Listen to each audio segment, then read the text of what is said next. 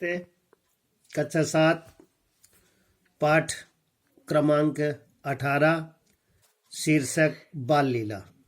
बाल लीला का आशय ही है कि बचपन में ऐसी लीलाएं, ऐसी कलाएं, ऐसे क्रियाकलाप जो व्यक्ति करता है वह क्षम्य भी होती है, क्षमा भी करने योग्य होती है और क्षमा नहीं भी की जा सकती है। अब श्री कृष्ण जी को लोग नटखट, कालिया, छलिया, माखन चोर अनेक नामों से लोग जानते थे, लेकिन फिर भी मीरा जी कृष्ण की अनन्य भक्त थी, राजघराने की थी। इन्होंने अपने पति के रूप में कृष्ण को स्वीकार किया है।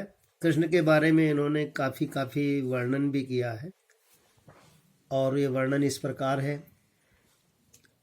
बसो मेरे नैनन में नंदलाल, नैना आंखें, चक्षु दीदा, अखियां, ये इसके पर्यायवाची है।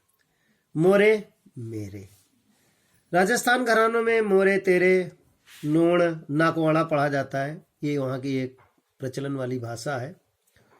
नैनन में नंदलाल, नंद के लाल, बाबा नंद जो कि गांव के मुखिया थे, जिनके पास 1 लाख गाय थी, 1.25 लाख बछड़े थे। कहीं कोई बांधा नहीं जाता था, दूध दही की नदियां बहती थीं, जितना चाहें यमुना के किनारे गायें घूमे चरे और सब लोग बड़े संपन्न थे। ये ब्रज की स्थित है। बसो मेरे नैनन में नंदलाल, मीरा जी कहती हैं नंद के लाल मेरे आंखों में बस जाओ। आंखों में तो ऐसे व्यक्ति नहीं बस सकता, केवल सुरमा ही बसता है, काजल बसता है, उसके लगाने के तरीके अलग अलग होते हैं, लेकिन आंसू निकलने के कारण वो बह जाता है। मोहिनी मूर्ति सांवरी सूरति, नैना बने विशाल, बड़ी बड़ी आंखों वाले। और मूर्ति तो इतनी सुंदर, चेहरा इतना सुंदर कि जैसे मंदिर में भी जो पत्थर की मूर्ति है वो भी उसके आगे निष्फल है। कृष्ण को देखते ही लोग मुस्कुराने लगते थे और उनके हो जाते थे, दिल दे बैठते थे। कृष्ण के लिए सब कुछ न्यौछावर कर देते थे। वैसे थे वो करिया कलूटे, लेकिन उनके व्यवहार, उनके क्रियाकलापों को लोग बहुत पसंद करते थे। अधर, ओंठ जो बीचों बीच लटके होते, नीचे कोई सहारा नहीं होता, इसलिए उसको अधर कहते हैं। अंग्रेजी में लिप। सुधा, अमृत को बरसाने वाले। मुरली बांस की थी।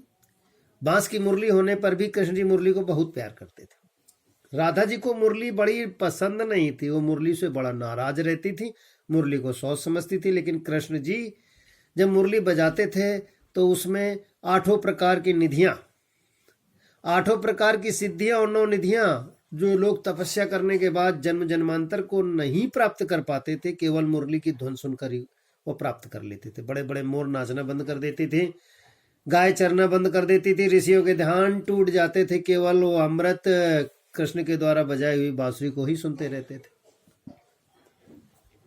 उर, हृदय में, जिसे अंग्रेजी में हर्ट कहते हैं। बैजंती माल, बैजंतियों की माला थी। माला ऐसी बाबा नंद के बेटे थे, बड़ी कीमती माला थी और माला पहने हुए थे, क्योंकि राजघरानों का ये नियम होता है कि काफी आभूषण वो पहने रहते हैं। क्षुद्र, छोटे छोटे। घंटिका, छेदों से। कटी, कमर के बीच का हिस्सा। तट, नदी के किनारे। शोभित, शोभामान होते थे। कृष्ण जी जब बांसुरी बजाते थे तो यमुना नदी के किनारे कदम्ब के पेड़ के नीचे, सीधे नहीं, त्रिभंगी स्वरूप, 3 कोने में, पैर दाहिने तरफ, सिर बाएं तरफ और मुरली फिर दाएं तरफ हो जाती थी, जिसे उन्हें त्रिभंगी स्वरूप में मुरली बजाते थे, मस्त हो जाते थे। नूपुर, शबद रसाल, शबद, उस पर जो शब्द निकलते थे वो ऐसे निकलते थे कि उसके आगे दुनिया के जितने भी कर्म हैं सब बेकार हैं। मीरा, मीरा कवित्री है। मीरा जी कहती हैं कि प्रभु, परमात्मा, ईश्वर, अल्लाह, परवरदिगार, ये सब एक ही व्यक्ति के नाम है, लेकिन स्वरूप अलग अलग है। मजहब के हिसाब से अलग अलग नाम लिए जाते हैं। संतन, संत लोग वो होते हैं जो सज्जन होते हैं, स्वार्थ के लिए नहीं जीते, किसी से किसी प्रकार का कोई सुख दुख का अनुभव नहीं होता, बस करते एक राम का नाम, पवित्र नाम ही धारण किए रहते हैं, लेते रहते हैं। भक्तों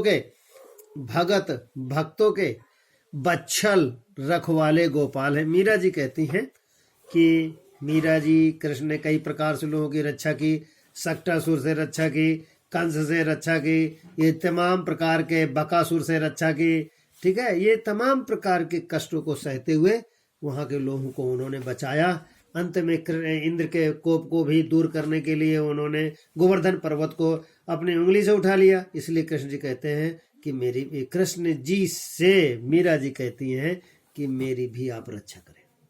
विद्यार्थी प्रश्नों को लिखेंगे, याद भी करेंगे।